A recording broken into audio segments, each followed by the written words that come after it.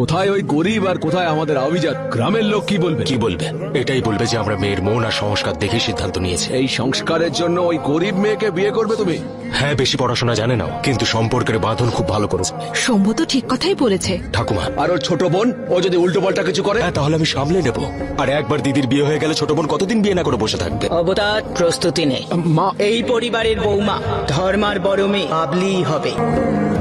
মা, প্রস্তুতি নেই। গতবারের থেকে 2 ফুট উঁচুতে লাগিয়েছে, তো আমিও তো গত বছরের থেকে 2 ইঞ্চি বেড়ে গেছি। বাবা বাবা, কোথায় যাচ্ছ তুমি? কি হয়েছে? তুমি এমন কোন গুপ্তধন বন্ধক রেখেছো ওখানে? দেখ মা, তুই এত বড় হোসনি, সব ব্যাপারে তোকে আমায় জানাতে হবে। আমাকে এই প্রশ্নটা আর করিস না। এবার আমি প্রাসাদে গিয়ে রোজা বড় বাবুকে জিজ্ঞেস করবো। যে অপেক্ষার আগুনে আমি জ্বলছি এতদিন, কাকা, কি দেখছি আমি এই গরিবের কুঠিতে? কাজেরই চলে গেল, কিন্তু তুমি কষ্ট পাচ্ছ না। শুনি আয়, দেখাচ্ছি তোকে।